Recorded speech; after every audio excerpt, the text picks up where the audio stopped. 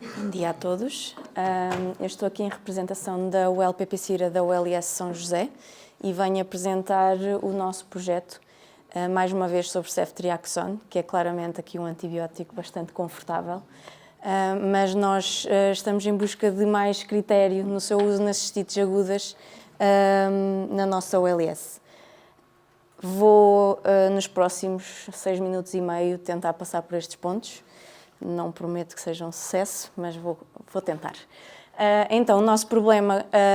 é o uso, nós percebemos que seria a prescrição de ceftriaxone no tratamento empírico de cistite aguda em doentes admitidos ao cuidado da medicina interna. Isto baseado no Global PPS que nós fizemos em janeiro de 2024 e confirmado em dados adicionais que nós fomos escolher pela análise retrospectiva de processos de 68 doentes com diagnóstico de cistite aguda, dos quais 50 estavam com uma prescrição empírica e destes 60% era ceftriaxone que estava a ser utilizado. Com isto, fomos definir os nossos indicadores e os nossos objetivos com as intervenções que de seguida definimos e a nossa intenção seria reduzir em 50% a prescrição de ceftriaxone como terapêutica empírica nestes doentes, mas também, como objetivos secundários, reduzir a prescrição empírica quando há dúvida diagnóstica e, em simultâneo, avaliar que não estamos a reduzir o ceftriaxone, mas com isto a aumentar antibióticos de mais largo espectro, nomeadamente outras cefalosporinas, a piperacillina tazobactam ou as quinolonas. De seguida fomos definir a nossa estratégia, começámos por apresentar o nosso projeto, aliás, apresentar o programa e aquilo que era o nosso projeto nos vários serviços de medicina da ULS e junto da equipa fixa que trabalhava na altura no nosso serviço de urgência.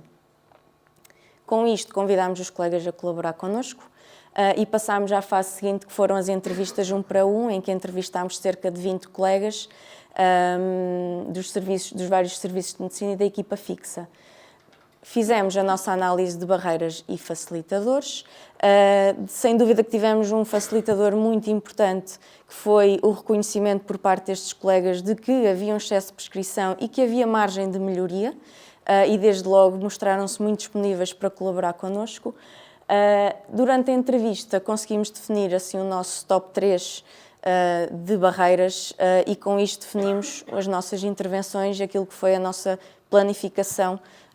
para o ano seguinte. Começámos por rever o procedimento multissetorial, que já existia, mas achámos que era uma boa oportunidade de revisão e de atualização. Ele acabou por ser publicado em dezembro de 2024 e entramos numa fase também de discussão daquilo que poderia ser a resposta a um dos maiores problemas que foi referido, que é a demora de internamento dos doentes e os vários dias que eles permanecem no serviço de urgência a aguardar a vaga. E pensámos nós, como PPCIRA, como é que poderíamos ajudar a responder a isto. E concluímos que poderíamos enviar diariamente o resultado das hemo e uroculturas para os colegas da equipa do serviço de urgência, que faço uma ressalva que entretanto mudou, porque entretanto saiu a antiga equipa fixa e tivemos uma nova equipa, que é neste momento um CRI, e também aproveitámos e começámos a enviar para a consulta pós-urgência, que é uma consulta de reavaliação após um episódio de urgência de pessoas que realmente é considerado que há necessidade de uma reavaliação ou que ficam com resultados culturais pendentes. Começámos a fazer este envio em janeiro de 2025 e isto coincidiu mais ou menos então com a altura em que tivemos o nosso procedimento publicado e aproveitámos em janeiro e fevereiro para reunir e dar feedback às equipas sobre o que estava a ser o projeto, sobre o que é que já tínhamos estado a trabalhar, nomeadamente apresentar o nosso procedimento e explicar-lhes onde é que se consulta os nossos procedimentos, porque isto foi também um dos maiores problemas referidos pelos colegas que foram entrevistados, que era não saberem, dentro da nossa intranet, onde é que estão os procedimentos. E de seguida definimos o período, a altura em que queríamos avaliar o nosso impacto e aproveito agora então para passar àquilo que foi a nossa avaliação de impacto, que em junho fizemos um novo Global PPS, que foi bastante animador aqui quanto à prescrição de ceftriaxone nas nossas infecções urinárias, nos doentes que estavam nos serviços de medicina, mas fomos fazer uma análise um pouco mais composta sobre realmente aquilo que nós estávamos a querer, aquilo que nós tivemos a estudar até agora, e fizemos uma análise semelhante ao que tínhamos feito em março do ano anterior, e fomos analisar os processos de 68 doentes com o diagnóstico de cistite aguda, que estavam internados entre junho e setembro de 2025. E tivemos resultados que para nós foram muito positivos. Não alcançámos aqui o nosso objetivo bastante ambicioso dos 50%, mas conseguimos reduzir a terapêutica empírica nas cistites agudas em cerca de 30%, e dentro destes doentes que ainda estão sob terapêutica empírica, temos menos 12% de prescrições de ceftriaxone. Também foi se tornando cada vez mais claro, a nível diário clínico, aquilo que as pessoas estavam a assumir como diagnóstico e não apenas infecção de trato urinário, e é-nos muito evidente que continuamos com um problema de diagnóstico, porque temos na mesma muitos doentes em que, revendo os processos, muito provavelmente o que eles tinham era uma bacteriúria e continuam a ser medicados como uma cistite. Também ficámos satisfeitos de não ver um aumento de antibióticos de mais largo espectro prescritos. Como optámos aqui por uma intervenção que é mais contínua, queríamos ter uma noção se estava a valer a pena, no fundo, esta intervenção, e se seria algo potencialmente a manter. Então fizemos um inquérito aos colegas que estavam a consultar os nossos resultados que eram enviados diariamente. Por parte da equipa do CRISU, tivemos uma resposta muito favorável, que de facto é útil, que consultam, que muda de facto a prática, mas da consulta pós-urgência não. Isto é algo que nós ainda queremos explorar mais e perceber se há margem de melhoria da intervenção ou se pode ser uma intervenção a abandonar com esta equipa. Também, por alguma curiosidade, houve a percepção ao longo dos últimos tempos que havia menos prescrição global de ceftriaxone pela equipa PPCIR, então fizemos uma análise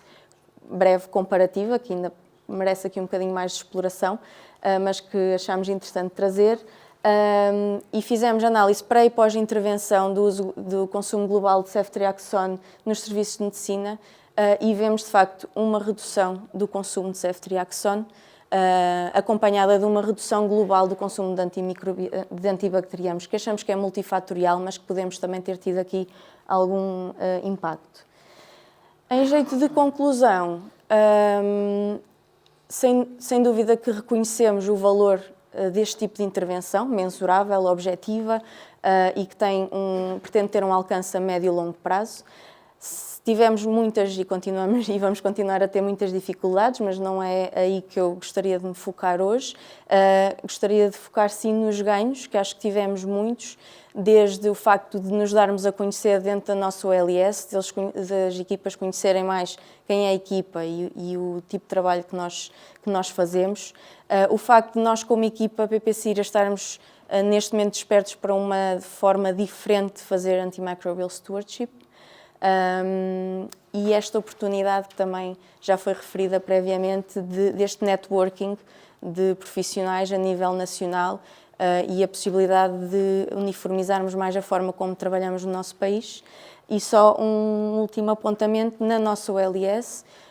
temos já colegas que fazem parte do PPCIR e que são da área de pediatria a usar pelo menos partes desta metodologia para as suas intervenções. Isto veio na sequência de nós entrarmos neste projeto também. E assim termino. Obrigada.